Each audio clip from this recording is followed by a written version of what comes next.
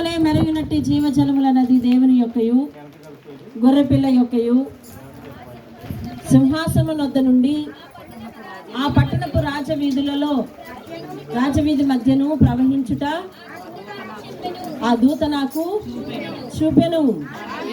ఆ నది యొక్క ఈవలను ఆవలను జీవవృక్షముండెను. అది నెలకు ఫలించుచు 12 కాపులు కాయడు.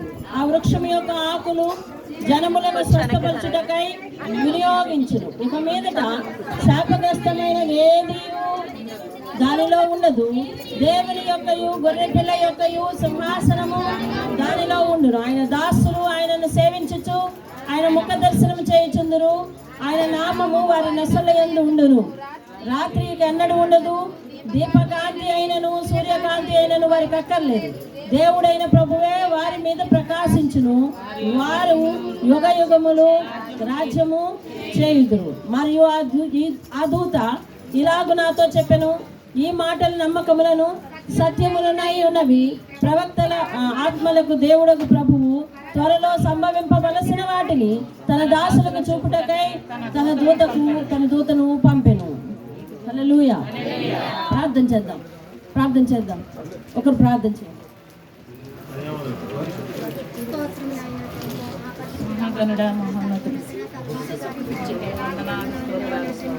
నీ కృప నిరంతరము మా పైన ఉంచుతున్నవాడా, నీకే వేలాది వందనములు ప్రభువా.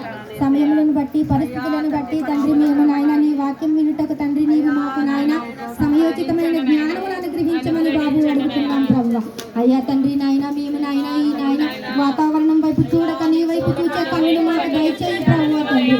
అయ్యా తండ్రి మమ్మల్ని ఈ దరి నుంచి ఆ దరికి చేర్చగలవాడని నీవే నాయన తండ్రి. నాయన తండ్రి మేము నాయన మహా జలపాతములలో అయితే లేము గాని బాబు తండ్రి.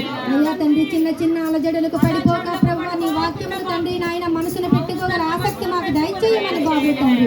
అయ్యా నిరంతరము ఈ వాక్య పరిచర్య జరిగేంత వరకు నీ ఆత్మను మాపై కుమ్మరించమని నీ వస్త్రపు చెంగు తండ్రి మా గుడారంపై ఉంచమని ప్రభువా తండ్రి. అయ్యా నీ ముఖ కాంతి మాకు తోడుగా ఉంచమని నీ హస్తపు నీడలో మమ్మల్ని దాచమని ప్రభువా తండ్రి. అయ్యా తండ్రి నీ వెలుగులో మమ్మల్ని నాయన నడిపించమని ప్రభువా. అయ్యా తండ్రి ఈ ప్రార్థన నీ పాద సన్నిధికి చేర్చుకోమని యేసు అతి పరిశుద్ధ నామమును బట్టి అడుగుచున్నాము తండ్రి. ఆమేన్.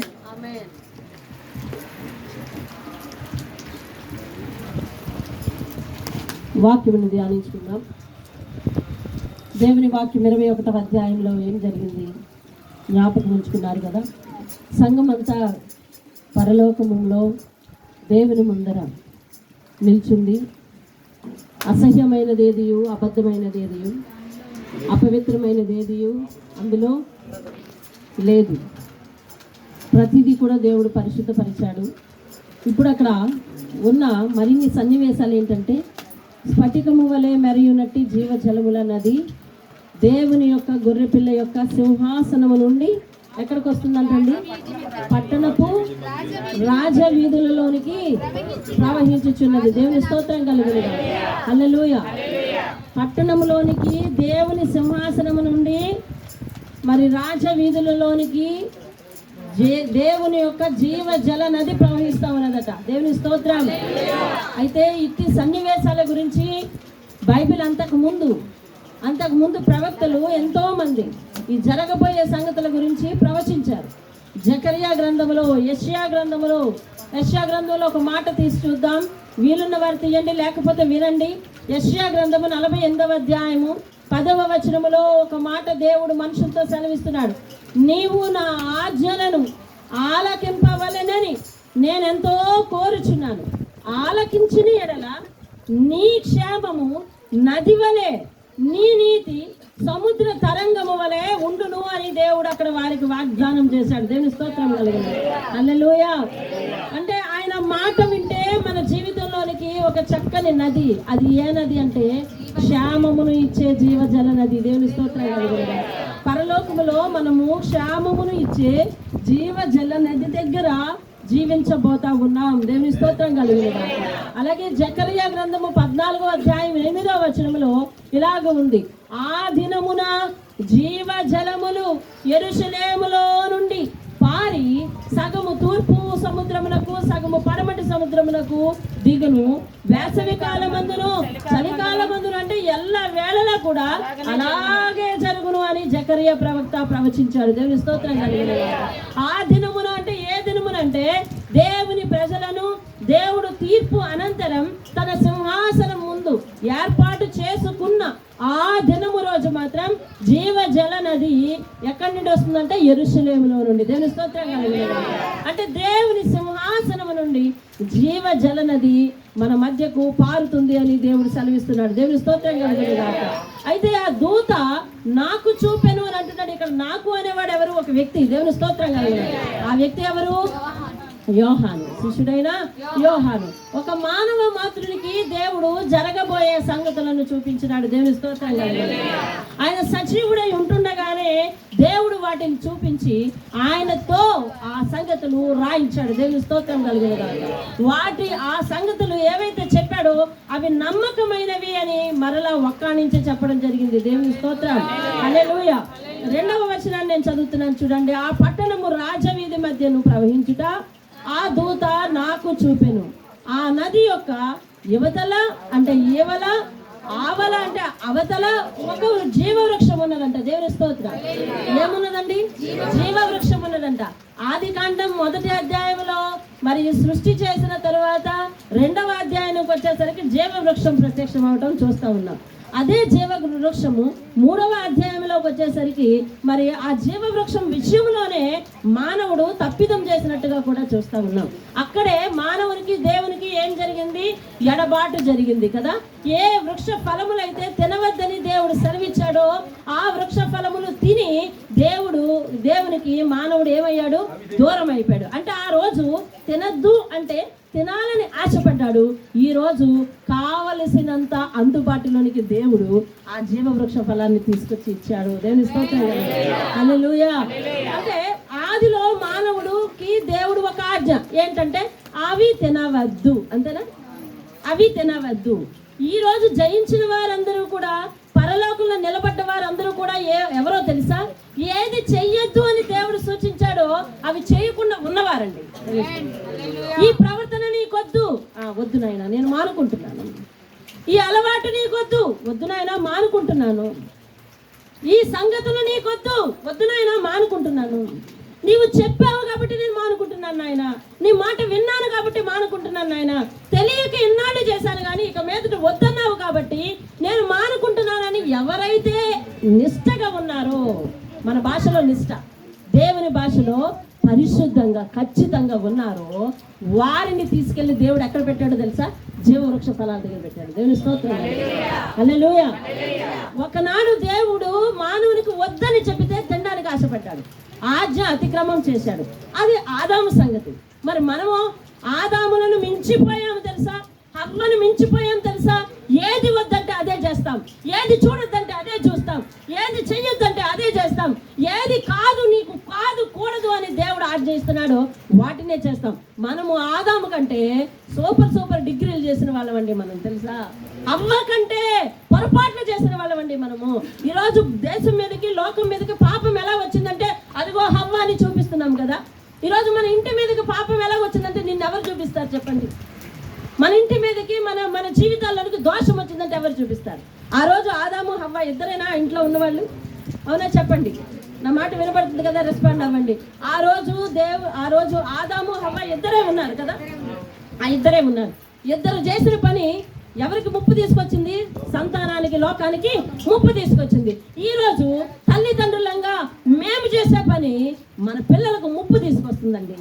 వద్దు అన్న పనిని ఆ రోజు ఎందుకు భూమి మీదకు పాపం వచ్చిందంటే ఈరోజు చిన్న పిల్లలతో సహా ఆదాము కథ ఎవరు విన్నారో ఆ సండే స్కూల్ పిల్లలతో సహా ఎవరిని చూపిస్తున్నారో తెలుసా? అదిగో ఆదాము, అదిగో హవ్వ, వాళ్ళిద్దరు పాపం చేయకపోతే ఈ భూమి మీదకు పాపమే లేదు అనే వాళ్ళు వేలెత్తి చూపిస్తా ఉన్నాం. కానీ నీవు నేను చేసిన క్రియల ఫలితము మన మీదకి వస్తుంది అన్న సంగతి మనము మర్చిపోయి వారి మీదే దృష్టి పెట్టాం తప్ప మరి నేనేం చేస్తున్నాను, నా వల్ల నా పిల్లలు ఏం అనుభవిస్తారు, నా వల్ల నా పిల్లలు ఏమి తెచ్చుకుంటారు, నా వల్ల నా పిల్లలు ఏం పొందుకుంటారు అనే విషయాన్ని కూడా మనం ఆలోచించాలి. దేవుని స్తోత్రం కలిగిన వద్దు అన్నది చేయటం మనిషికి అలవాటు అయిపోయింది. చెయ్యొద్దు అన్నది నేను చేస్తాను అన్న కాడకు మనిషి వచ్చినాడు. అటువంటి వారందరూ పరలోకంలో లేరు. ఈరోజు ఎవరైతే ఆయన మాట ప్రకారము మరి నిలబడిపోయినారో, ఎవరైతే ఆయన జీవవాకుల కొరకు నిలబడిపోయినారో, ఎవరైతే నీ వాక్యమును విని ఆయన వాక్యమును విని గైకొన్నారో వారు ధన్యులు అని చెప్పాడు కదా దేవుడు. దేవుని స్తోత్రం కలిగింది. ఒకనాడు యేసుక్రీస్తు దగ్గరకు వచ్చి, అయ్యా నువ్వెంత గొప్పవాడివి నాయనా, ఎన్ని అద్భుతాలు చేస్తున్నావు, నీ వలన ఎంతమంది జీవితాలు వెలిగించబడుతున్నాయ్యా, నీ వలన ఎంతమంది జీవితాలు బాగుపడ్డాయి, అబ్బా ఎంతమంది స్వస్థత పొందుతున్నారు, ఎంతమంది వారి చెడు వ్యసనాలను వదిలిపెట్టి బాగుపడ్డారు, నిజంగా అయ్యా నిన్ను కన్న తల్లి ఉందే అద్భుతం, ధన్యురాలయ్యా అన్నాడు. విన్నాడు యేసయ్య, కూర్చోవాలి, విన్నాడు యేసయ్య, విన్నాడు. మళ్ళీ అన్నారు, అయ్యా నువ్వు ఏ తల్లి పాలు తాగావో, నీకు పాలిచ్చి పెంచిన ఆ స్థానములు చాలా ధన్యమైనవయ్యా, నిజంగా నిన్ను కన్న తల్లి ధన్యమైనది, నీకు పాలిచ్చి నిన్ను ఇంతవరకు చేసిందే ఆ స్థానములు ధన్యమైనవి అని అంటే దేవుడు అన్నాడు వెనక్కి తిరిగి, వారు కాదు ధన్యులు, నా వాక్యం విని ఎవరు గైకొంటారో వారే ధన్యులు అన్నారు. దేవుని స్తోత్రం. హల్లెలూయా, హల్లెలూయా. ధన్యత అంతా ఎవరికి ఇచ్చినాడో తెలుసా? వాక్యముని విని గైకొనే వారికి ఇచ్చాడండి. అది ఏ ధన్యత తెలుసా? ఇదిగో ఈ ధన్యత. ఏ ధన్యత? పరలోకములో ఆయన ఎదుట ఉండేది. దేవుని స్తోత్రం. హల్లెలూయా. సాధారణంగా ప్రతికూల పరిస్థితులు వచ్చినప్పుడు మనం ఎలాగ నిలబడాలో ఆయన కొరకు మనం నేర్చుకోవాలి కదా. ఆయన ఏది కాదు అన్నాడో అది చేయకుండా ఉండటం అనేది చాలా పెద్ద పరీక్ష, అవును కదా. ఈరోజు ఆదామును హవ్వను తిట్టుకోవటం మనకు చాలా సులువు, కానీ అది చేయకుండా చాలా పెద్ద పరీక్ష. నిన్నగాక మొన్న నేను అనివార్య కారణాల వల్ల చాలా లేట్ అయిపోతుందని చెప్పి ఒక కారు ఎక్కడం జరిగింది. సరే, ఆ కారు డ్రైవర్ నాకు చూసి అడిగారు, మీరు కారు డ్రైవర్ కాదు, కారు ఓనరే ఆయన చూసి అడిగారు, మీరు ముస్లిమా, హిందూనా, క్రైస్తవులా అని అడిగారు. నేను క్రిస్టియన్ అండి అని అన్నా. ఆహా అవునా అని కాసేపు ఆగిన తర్వాత నిశ్శబ్దం. కాసేపు ఆగిన తర్వాత అన్నారు, దేవుని దగ్గరికి వస్తే ప్రతి ఒక్కరు మారిపోతారా అండి? మారిపోవడం అంటే మీ ఉద్దేశం ఏంటన్నాను. అని అంటే మారిపోవడం అంటే వారి చెడు వ్యసనాల నుండి, చెడు అలవాట్ల నుండి, వారి హృదయ కాఠిన్యం నుండి, కఠినత్వం నుండి, ఆయన భాషలో మాట్లాడలేండి, హృదయం అది కఠినంగా ఉంటారు కదా కొంతమంది, వారు మారిపోతారంటారా అని. మారిపోతారండి అన్నాను. అలా మారిపోతారండి, పూర్తిగా మారిపోతారా అండి? పూర్తిగా మారిపోతారండి. పూర్తిగా మారిపోతారు, నొక్కి ఒక్కాడేస్తున్నాడు, ఎందుకు నాకు తెలియలేదు. పూర్తిగా మారిపోతారండి అన్నాడు. ఆహా. తర్వాత ఇంకొక ప్రశ్న అండి, నాకు తెలియక అడుగుతున్నాను మిమ్మల్ని, ఏమనుకోవద్దు అన్న. పర్లేదండి అడగండి, చెప్పండి. మనం ఏమి చేస్తే వాటి యొక్క ఫలితము మన పిల్లల మీదకి వస్తుందంటారా అన్నాడు. ఖచ్చితంగా వస్తుంది కదా అన్నాడు. అవునండి. అంటే ఇతని దగ్గర ఏదో ఇన్ఫర్మేషన్ ఉన్నట్టు నాకు అప్పుడు అనిపించింది కదా అన్నాడు. అవును కదా, అప్పుడు ఈయన దగ్గర ఏదో ఇన్ఫర్మేషన్ ఉందని అనిపించింది. సరే, నేను కాసేపు ఏదో చూశాను. ఆయన అన్నాడు, నా స్నేహితుడు ఒకడు ఉన్నాడండి, అతడు దేవుణ్ణి నమ్మినాడు, మా వీధిలో మా ప్రాంతంలో అతడు ఒక్కడే దేవుణ్ణి అంగీకరించాడు. వినాలి, ఆ ప్రయత్నాలు ఎలా ఉన్నా వినాలి, మనం తొందరగా ఇంటికి వెళ్ళాలి కాబట్టి. ఆయన ఒక్కడే అంగీకరించాడు. ఆయన అంగీకరించిన తర్వాత ఆ వీధిలో ప్రతి ఒక్కరిని కూడా మార్చాడండి. ఎంత గొప్ప ధన్యకరమైన జీవితం, సాక్ష్యం బాగుంది కదా. అందరినీ మార్చాడండి. అందరూ ఈవేళ ఆ కాలనీలో మరి వేరే వాళ్ళు ఎవరు లేరు, అందరూ క్రైస్తవులే అయ్యారు ఆయన వలనే అన్నారు. ఆయన వలనే చాలా మంచిదండి అన్న. తరువాత కాలంలో వాళ్ళందరికీ ఆయనే మరి సేవకుడు అయినాడు అని. బాగానే ఉంది, అంతా బాగుంది కదా సాక్షి జీవితం. కానీ అండి కొద్ది కాలం తర్వాత ఆయన ప్రవర్తనలో కొంచెం మార్పు వచ్చింది. ఆయన ఏవైతే పాతకాల జీవితాన్ని వదిలిపెట్టాడో వాటిని ఒకటొకటిగా నేర్చుకున్నాడు. డబ్బు విస్తారమైంది. అతను మొదట్లో ఏం ఉండేది కాదు, చాలా ధనికంగా స్థిరపడ్డాడు, అన్నీ సంపాదించుకున్నాడు. అన్నీ పొందుకున్న తర్వాత తన ప్రవర్తనలో మార్పు వచ్చింది. ఒకటొకటి మళ్ళీ తిరిగి మొదలెట్టాడు. స్త్రీలోనుడు అయిపోయినాడు. తర్వాత కొన్ని రకాల కఠినత్వము, అతడు ఏది శాసిస్తే అదే జరగాలి అనే పరిస్థితిలోని ఈ లోపల తల్లికి పిల్లకి లేకపోతే ఇంట్లో ఏ కుటుంబానికి వెళ్ళినా ఆ కుటుంబంలో కుటుంబ సభ్యుల మధ్య ఎక్కడొక మాట అక్కడొక మాట మాట్లాడడం వల్ల ఈయన తిరిగి వచ్చినాక ఆలు గొడవలు ఆడుకునేవారు. ఇలాంటి పరిస్థితులు జరుగుతూ ఉండేవి. ఇలాగ ఉంటుండగా ఒకసారి ఏమైందో తెలుసండి, అనుకోకుండా వారికి ఇద్దరు కుమారులు ఎదిగొచ్చున్నారండి. ఆ ఒక్క కుమారుడికి, చిన్న కుమారుడికి అనుకోకుండా మెంటల్ అటాక్ అయిపోయిందండి, పిచ్చి వచ్చేసిందండి అని అన్నాడు. నేను దాన్ని చూసి అనుకున్నాను, వాడు చేసిందే వాడి మీదకి వచ్చింది అని అనుకున్నాను అంటాను. ఇప్పుడు ఈ ఇన్ఫర్మేషన్ ఇస్తుంది ఎవరో తెలిసిన? ఎవరు? మీకు అర్థమైంది కదా ఎవరు? ఇన్ఫర్మేషన్ ఇస్తుంది ఎవరు? వాడు చేసిందే వాడి మీదకి వచ్చేసిందే అని అనుకున్నాను. కొద్ది కాలం అయిపోయిన తర్వాత ఇది ఇలాగే కొనసాగిస్తున్నాడండి. కనీసం నేను చేసింది నా పిల్లల మీదకి వచ్చిందే అనే భయం లేదు అతనికి. ఇక నేనేం సువార్త చేస్తాను, నేను నోరు మూసుకుని ఊరుకున్నాను, వింటున్నాను, అంత చెప్పింది వింటున్నాను. నేను చేసిందే, నా నోటి ఫలితమే, నా క్రియల ఫలితమే ఎలా వచ్చింది అని ధ్యాస అతనికి లేదు. ఈ లోపల తనకి షుగర్ వచ్చింది, ఈ కాలు వేళ్ళన్నీ తీసేశారు. ఆ కొద్ది కాలం తర్వాత అయినా అప్పుడైనా మారాడంటే అప్పుడు మారలేదు, అప్పుడు తన ప్రవర్తన మారలేదు. చక్కగా ఆరోగ్యంగా ఉన్న ఆ పెద్ద కుమారుడు అనుకోకుండా పెరాలసిస్ వచ్చేసిందండి. ఇవన్నీ క్రియల ఫలితము, వాళ్ళు చేసిన అతను పని ఫలితమే అని నేను అనుకుంటున్నాను అన్న. క్రియ అని అతను ఉపయోగించిన పదాలు ఆయనకు తెలియదు కదా. అతను చేసిన పని ఫలితమే, అతని మనస్తత్వం ఫలితమే అని నేను అనుకుంటున్నాను. నిజమేనా? మరి ఎందుకు అలా జరిగింది? ఎందుకు అలా జరిగింది మీరే చెప్తున్నారు కదా, పని ఫలితం అని. బైబిల్ చెప్పేది కూడా అదేనండి. ఏ విత్తనం విత్తితే అదే పంట కోస్తామని దేవుని మాట ఒక మాట ఉంది. మా ఆయన దయగల వారిపై దయ చూపించును, కఠినల ఎడల వికటము చూపును అని ఆయన మాట సెలవిచ్చాడు. ఆయన మాట ప్రకారం జరిగింది అని. ఇప్పుడు ఆయన జీవవృక్షానికి లేకపోతే పరలోకానికి హక్కుదారుడు అంటారా? ఎంతోమంది జీవితాలను రక్షించినాడు, మంచి సాక్ష్యమే. ఎంతోమంది జీవితాలకు దేవుణ్ణి రక్షకుని పరిచయం చేశాడు, మంచి సాక్ష్యమే. కానీ తాన విషయం దగ్గరకు వచ్చేసరికి తాను నిలబడలేకపోయాడు. ఈ రోజు 10 మంది భక్తి చేయడం కాదు, నిన్ను నువ్వు, నీ కుటుంబాన్ని నువ్వు, నీ కుటుంబం మీదకి నీ క్రియల ఫలితం వస్తుందన్న సంగతి ఎరిగిన నువ్వు ఆదాముని హవ్వని వేలెత్తి చూపించకంటే అసలు మన జీవితం, మన పరిస్థితులు ఎట్లాగున్నాయో, ప్రతి విషయంలో నియంత్రణ ఉందో లేదో, ప్రతి విషయంలో మన మీద మనకి కంట్రోల్ ఉందో లేదో, ప్రతి సంగతి మీద మన కంట్రోల్ ఉందో లేదో, ప్రతి మాట మీద, ప్రతి మాటని దేవుడు తోకంలో వేస్తాడు. కాబట్టి ఆ మాటల విషయంలో నేను ఎంత జాగ్రత్తగా ఉన్నానన్న పరిశీలన మనకుంటే అక్కడ నుంచి మన కుటుంబము పరలోకం దాకా ప్రయాణం చేసి వెళ్తుందండి. దేవుని స్తోత్రం, హల్లెలూయా. అక్కడి నుంచి మన కుటుంబం ఎక్కడ ప్రయాణం చేసి వెళ్తుంది? పరలోకానికి ప్రయాణం చేసి వెళ్తుందండి. దేవుని స్తోత్రం కలిగి ఏమి లేదు. ఈ భక్తి ఆంక్షలతో కూడిన భక్తే కానీ ఒకటే ఆంక్ష ఏంటంటే, నేను చేయొద్దన్నది నువ్వు చేయగలవు. ఎవరు చేయొద్దన్నది? కాపరా చెప్పేవాడా? కాదు. బైబిల్ ఏదైతే నీ జీవితంలో చేయొద్దు అన్నదో, దాని జోలికి పోవద్దు అన్నదో, అటు వెళ్ళొద్దు అన్నదో. సామెతల గ్రంథంలో చాలా ఆజ్ఞలు ఉంటాయండి.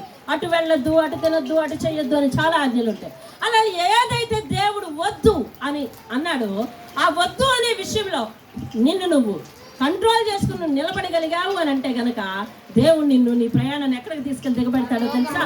పరలోకంలో ఆయన సింహాసనం దగ్గరికి తీసుకుని వెళ్తాడండి. దేవుని స్తోత్రం, హల్లెలూయా. ఆయన మాట వింటూ ముందుకు వెళ్దాం. చూడండి, ఆ యెరూషలేము యొక్క జీవజల సింహాసనము నుండి ఏమొస్తున్నదంట? ఆ జీవజల నది వస్తుంది. ఆ తర్వాత ఏమైంది? ఆ నది యొక్క ఆవలను జీవవృక్షము ఉండెను. అది నెలకు ఫలించుచు 12 కాపులు కాయును. ఆ వృక్షం యొక్క ఆకులు జనములను స్వస్థపరచుటకై వినియోగించును. దేవుని స్తోత్రం కలగాలి. ఈ మాట విన్నాక మనకు ఒక అనుమానం రావాలి. వారికి ఆకలి లేదు, దప్పిక లేదు అని అనుకున్నాం కదండి. మరి ఈ వృక్ష ఫలాలు ఎందుకు, నెలలా కాపు ఎందుకు అని మీరు అడగవచ్చు, అనుకోవచ్చు కదా. మరి పరలోకంలో వారికి ఏం లేదు? ఆకలి లేదు, పోరాటం అనేది లేదు, ఆకలి కోసం పోరాటం అనేది లేదు. మరి ఆకలి లేనప్పుడు జీవవృక్ష ఫలం కాపులు ఇవ్వటం ఎందుకు? 12 కాపులు ఎందుకు కాస్తుంది అన్న పరిశీలన చూస్తే గనక, మరి యేసుక్రీస్తు చనిపోయి తిరిగి లేచి ఆరోహణం అయ్యే ముందు ఆయన ఏ శరీరంతో ఉన్నాడు? మహిమ శరీరంతోనే ఉన్నాడు. చెప్పండి, ఏ శరీరంతో ఉన్నాడు? మహిమ శరీరంతో ఉన్నాడు. ఆయన శిష్యులందరితో కలిసి ఏం భుజించాడు? చెప్పండి, రొట్టె భుజించాడు, అవునా కదా?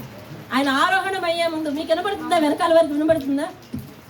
ఆయన ఆరోహణం అయ్యే ముందు శిష్యులందరితో కలిపి ఆయన ఏం భుజించాడు? ఏం తీసుకున్నాడు? రొట్టె తీసుకున్నాడు. అప్పుడు ఆయన ఏ శరీరంతో ఉన్నాడు? చెప్పండి, మహిమ శరీరంతో ఉన్నాడు. అంటే ఆయనకు ఆకలేసి తిన్నాడని అక్కడ ఉన్నదా? లేదు, మామూలుగా భుజించాడు. అబ్రహామును దర్శించడానికి దేవదూతలు వారింటికి వచ్చారు కదా. ఆదికాండం 18వ అధ్యాయంలో ఉంటుంది. అబ్రహామును దర్శించడానికి దేవదూతలు వారింటికి వస్తే అబ్రహాము వారందరి కొరకు విందు చేయించాడు. అవునా? అవును. మరి వారికి ఆకలి ఉందా? కాదు. అంటే వృక్ష ఫలములు ఉన్నాయి, ఆ రోజు తినద్దని అన్నాను, ఈరోజు నీకు కావలిస్తే తీసుకొని తినచ్చు. దేవుని స్తోత్రం. 12 కాపులు వచ్చేస్తాయి. అంటే ఏ నెలకు ఆ నెల కాపు వచ్చేస్తుంది. నువ్వు తీసుకుని కావాలంటే తినవచ్చు. దేవుని స్తోత్రం కాదు. అంటే ఆ రోజు వద్దన్నాను, ఇదిగో ఈ రోజు నీకు అందుబాటులో ఉంచుతున్నాను. దేవుని స్తోత్రం. హల్లెలూయా. మన నిజ జీవితంలో కూడా దేవుని మాట వింటే మనము అందుకోలేని అనేక సంగతులు దేవుడు మన అందుబాటులోకి, మన పిల్లల జీవితాల్లో అందుబాటులోకి తీసుకొచ్చి ఫలింపజేస్తాడు. దేవుని స్తోత్రం కాదు. నెల కాపెలాగో అలాగ నీ జీవితం ఇక్కడ కూడా సర్వ సమృద్ధితో ఉంటదండి. దేవుని స్తోత్రం. హల్లెలూయా. ఈ రోజు నెలనాడు జీతం రాకపోతే మన జీవితాలు ఎలా గిలగిల కొట్టుకుంటాయో మన అందరికీ తెలుసా తెలీదా? తెలుసు. నెలనాడు మనకి డబ్బులు అందకపోతే మన జీవితం ఎలా గిలగిల కొట్టుకుంటుందో మనకి తెలుసు కదా, తెలుసు. కానీ ఆ పరలోకంలో నెల ఎలా వస్తుందంటండి? కాపు వస్తుందంట. దేవుని స్తోత్రం కలుగుతుంది. మనం ఈ వాక్యాలు సత్యమని నమ్మి ఆయన మాటను నమ్మితే దేవుడు అంటున్నాడు, ఈ భూలోకం మీదే నీకు ఇలాంటి కాపు నేను ఇస్తానంటున్నాడు. దేవుని స్తోత్రం. ఈరోజు మన జీవితంలో కూడా నెల ఎదురు చూడనటువంటి, ఎద్దడి లేనటువంటి, కరువు లేనటువంటి జీవితముతో మనల్ని నింపుతాడు. దేవుని స్తోత్రం. హల్లెలూయా. ఆయన నమ్మి ఆయన కొరకు నిలబడిన మన జీవితాలలో కరువు లేకుండా, అయ్యో నేను దాన్ని పొందుకోలేనే, నేను దాన్ని సాధించుకోలేనే, మా జీవితాలకు మా పిల్లల జీవితాలకు అది సరిపోవే అని అనుకున్న అనేక సంగతులు నీకు అనుభవానికి దగ్గరగా తీసుకొచ్చి పెడతాడండి. దేవుని స్తోత్రం. అది ఎలా ఉన్నదంటండి? యువతల వైపు ఏముందంట చెప్పండి. యువతల వైపు ఏముంది? యువతల వైపు ఏముందండి? జీవవృక్షం ఉంది. యువతల వైపు ఏముంది? జీవవృక్షం ఉంది. ఇటు తిరిగినా జీవవృక్షమే, ఇటు తిరిగినా జీవవృక్షమే. కాబట్టి మన జీవితాల్లో ఆయన మాట నమ్మి జీవిస్తున్నందుకు, ఇక్కడ మనం జీవిస్తున్నందుకు మన జీవితాలలో కూడా ఎటు తిరిగినా సర్వ సమృద్ధి ఉండేటట్టు దీవిస్తాడండి దేవుడు. నీ ఇరు పక్షమున కూడా సమృద్ధితో నింపుతాడండి. దేవుని స్తోత్రం. నువ్వు ఇటు దిక్కు తిరిగినా నీ జీవితంలో సమృద్ధితో పోషిస్తాడండి. దేవుని స్తోత్రం. ఆయన మాట వినిన వారికి క్షేమము నది వలె మన వెనకాతలే వస్తూ ఉంటుందండి. దేవుని స్తోత్రం. కీర్తనకారుడు దావీదు యెహోవా నా కాపరి అనే 23వ కీర్తనలో లాస్ట్ వచనంలో ఏమంటాడు తెలుసా? అయ్యా, నేను చిరకాలము యెహోవా సన్నిధిలో నివాసము చేసేదను, కృపాక్షేమములే నా వెంట వచ్చాను. ఏమేమి వస్తాయటండి మనకి? కృపను క్షేమమును మన వెంట వస్తాయట. ఎందుకని? ఆయనను అంగీకరించి నిలబడినందుకు. దేవుని స్తోత్రం. ఆయన మాట విని నిలబడినందుకు, ఆయన మాటను గౌరవిస్తున్నందుకు, ఆయన వాక్యాన్ని గౌరవిస్తున్నందుకు, పరిశుద్ధాత్మను మన హృదయాల్లో నింపుకున్నందుకు, పరిశుద్ధాత్మనికి మన జీవితాల్లో అధికారం ఇచ్చినందుకు, ఇటు అటు కూడా మనకి క్షేమము మనకు మన వెనకతలు వచ్చేటట్టు చేస్తాడంట. దేవుని స్తోత్రం. మనం దేనికి భయపడిన అవసరం లేదు, ఏ పరిస్థితికి భయపడిన అవసరం లేదు. మనం మునిగిపోము, చచ్చిపోము. మన జీవితాల్లో ఎన్నో ఉపద్రవాలు వస్తూ ఉంటాయి, ఎన్నో ఎద్దళ్ళు వస్తూ ఉంటాయి. ఈ సమయంలో, ఈ సందర్భంలో నన్ను ఆదుకునే నాదుడు ఎవరు, ఎవరు ఆదుకుంటారు, ఎవరు రక్షిస్తారు అనే సందర్భాలు చాలా వస్తాయి. కానీ దేవుడు అంటున్నాడు, నేను ఇరువైపులా నీకు కృపకు క్షేమానికి ఆర్డర్ వేస్తాను, అవి నీ ఇరు ప్రక్కలా ఉంటాయని చెప్తున్నాడు. దేవుని స్తోత్రం కాదు. హల్లెలూయా. ఆ జీవజల నది ఇటు అటు ఉన్నది, ఆ నది పారుతుందంట. ఆ నదికి ఇరువైపులా ఎవరెవరు ఉన్నారండి? జీవవృక్ష ఫలములు ఉన్నాయి. అవి కాపులు కాసేది ఎందుకు? ఆకలి వేసిన వాళ్ళకా, లేకపోతే కావాలనుకుని తీసుకొని తినే వాళ్ళకా? కావాలనుకుంటే ఏం చేయాలంట? తీసుకొని తినవచ్చు. ఇక చూడండి, ఇంకొక మాట ఉంది, ఆ వృక్షం యొక్క ఆకులు జనములను స్వస్థపరచుటకై వినియోగిస్తారు. వాటిని దేనికంట? స్వస్థపరచుటకై వినియోగిస్తారు. మరి ఆకలి లేదు, మరి రోగం ఉన్నదా? మరి రోగం అనేది లేకపోతే స్వస్థత అని ఎందుకు అన్నాడు? ఇక్కడ స్వస్థత అంటే బలం ఇచ్చినవి అని అర్థం. దేవుని స్తోత్రం కలుగుతుంది. హల్లెలూయా. దాని ఆకులు గాలి పీల్చుకున్నా, దాని నీడను మనం నివసించినా మనకు బలం అంట. దేవుని స్తోత్రం కలుగుతుంది. అంటే మనం వేరేగా ప్రత్యేకంగా ఏది ప్రత్యామ్నాయంగా తీసుకునే అవసరం లేదండి. అన్ని కూడా దేవుడు తన లోకంలో మనకు అమర్చి ఉంచుతున్నాడు. దేవుని స్తోత్రం కలుగుతుంది. కిందటి వారం మనం ఒక వాక్యం విన్నాం, చాలా జాగ్రత్తగా. ఇంత క్లిష్టమైన పరిస్థితుల్లో కూడా ఇలాంటి వానలో కూడా మీరు దేవుని వాక్యాన్ని వినడానికి సిద్ధపడినందుకు వందనాలు. అయితే చివరి దృష్టి కూడా దేవుని వాక్యం మీద ఉంచండి. మనం ఆయన మాట ప్రకారం జీవించిన వారి జీవితం. కిందటి వారం దేవుడు మాట్లాడాడు, నీ ఇల్లే చిన్న పరలోక రాజ్యంగా చేస్తానని. దేవుని స్తోత్రం. ఆయన పరలోక రాజ్యంలో క్షేమం అనే నది నీ ఇంటిలోనే ప్రవహిస్తుంది. దేవునికి స్తోత్రం. నమ్మిన వారైతే దేవునికి స్తోత్రం చెప్పాలి. జల నది మన ఇంటిలోనే ప్రవహిస్తుంది. కాపు కాయు ఆ వృక్షములు అంటే ప్రతి నెల కాపు మానక ఆకు వాడక ఫలమిచ్చే వృక్షములు మన ఇంటికి ఇరువైపులా ఉంటాయి. హల్లెలూయా. ఆటి ఆకులు అనగా దేవుని యొక్క క్షేమము ఇచ్చే ఆ యొక్క వృక్షముల యొక్క ఆకులు మనకు రోగం లేకుండా స్వస్థతనిస్తాయి. దేవుని స్తోత్రం. ఈ లోకంలో మనం తినే తిండిని బట్టి చాలా రకాలైన వ్యాధులతోనూ బాధలతోనూ ఉంటూనే ఉన్నాం. కానీ మనకు స్వస్థత ఆయన నామంలో ఇస్తాడంట. దేవుని స్తోత్రం కలుగును. హల్లెలూయా, హల్లెలూయా. ఇక మీదట 3వ వచనాన్ని నేను ధ్యానిస్తున్నాను. ఇంకొక పావు గంట మనం వెళ్దాం. ఇక మీదట శాపగ్రస్తమైనది ఏదియో ఎందులో ఉండదు, దేనిలో ఉండదు, దేనిలో ఉండదు. కిందటి వారం వాక్యం విన్న ప్రకారం ఎవరిలో ఉండదు, మన ఇంటిలో ఉండదు. దేవుని స్తోత్రం కలుగును. హల్లెలూయా. ఒక పక్క మీ ఇంటిని, ఒక పక్క పరలోకాన్ని పెట్టి పోల్చుకోండి. పరలోకములో శాపగ్రస్తమైనదేది దేవుడు అంగీకరించడం లేదు. ఈ లోకములో నీవు దేవుని మాట ప్రకారము ఉండి శాపగ్రస్తమైనదేది కూడా నీ ఇంటిలోనికి అంగీకరించకుండా నీవు ఉంటే దేవుడు నిన్ను ఆ పరలోకంలో సురక్షితంగా ఉండి నీకు శాపకరమైన దేనిని కూడా అక్కడ ప్రవేశింపనీయడు. దేవుని స్తోత్రం కలుగునుగాక. హల్లెలూయా. శాపగ్రస్తమే అయినదేది దానిలో ఉండదు. దేవుని యొక్క గొర్రె పిల్ల యొక్క సింహాసనమే దేవుని స్తోత్రం కలుగునుగాక. నీవు ఆయన మాట ప్రకారం జీవిస్తున్నప్పుడు నీ ఇంటిలో ఎవరి సింహాసనం ఉంటుందని దేవుని ఎవరి సింహాసనం అండి? దేవుని సింహాసనం ఏం చేస్తుంది తెలుసా? రాజ్యపాలన చేస్తుంది. ఏం చేస్తుంది అంటే నీ ఇంటిలో దేవుని సింహాసనం ఉంది అంటే నీ ఇంటిని నడిపించేవారు ఎవరు? నీ ఇంటిని కాపుదల కాయవారు ఎవరు? నీ ఇంటిని పరిపాలించేవారు ఎవరు? నీకు భద్రత కల్పించేవారు ఎవరు? నిన్ను పోషించేవారు ఎవరు? నిన్ను ఆదుకొని వారెవరు? దేవుడే, దేవుడే, దేవుడే. దేవుని స్తోత్రం. హల్లెలూయా, హల్లెలూయా. ఆయన సింహాసనము మనందరి ఇళ్ళల్లో ఉండాలి. ఆయన రాజ్యమే మన ఇంటిలో జరగాలి. ఆయన మాటే మన ఇంటిలో నెగ్గాలి. ఆయన మాటకే అధికారం ఉండాలి. స్తోత్రం. హల్లెలూయా. ఆయన మాటకే అధికారం ఉండాలండి. దేవుని స్తోత్రం. ఆయన మాట కాదన్న దేని జోలికి నువ్వు పోకూడదండి. ఆయన మాట కాదన్న స్వభావానికి నువ్వు పోకూడదండి. ఆయన మాట కాదన్న పనికి నువ్వు పోకూడదండి. ఆయన మాట కాదన్న అలవాటుకు నువ్వు పోకూడదండి. ఆయన మాట కాదన్న క్రియలకు నువ్వు పోకూడదు. ఆయన మాట కాదన్న స్థలములను ఉండకూడదంతే. హల్లెలూయా, హల్లెలూయా. 5వ వచనాన్ని చూద్దాం. చూడండి 4వ వచనం. ఆయన దాసులు ఆయనను సేవించుచు ఏం చేస్తారంటే ఆయన ముఖ దర్శనము చేయుదురు. ఆయన నామము వారి నొసళ్ళ యందు ఉన్నది. దేవుని స్తోత్రం కలుగును. ఈ వాక్యం ద్వారా దేవుడు 2 సంగతులు నీకు తెలియజెప్తున్నాడు. నిర్గమకాండములో మోషేతో దేవుడు చెప్పాడు ఏమనంటే, అయ్యా నీవు తప్ప మరెవరు ఈ కొండ ఎక్కకూడదు.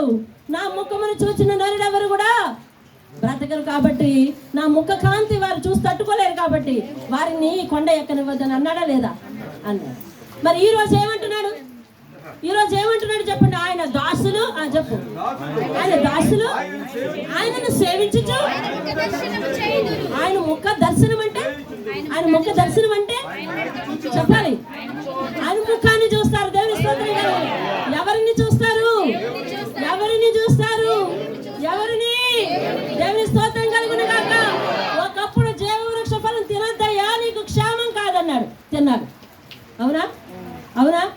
ఈ రోజు దేవుని దర్శనం నా పరిశుద్ధ పర్వతం మీదకు వారెవరిని రానివ్వద్దు అని చెప్పినాడు.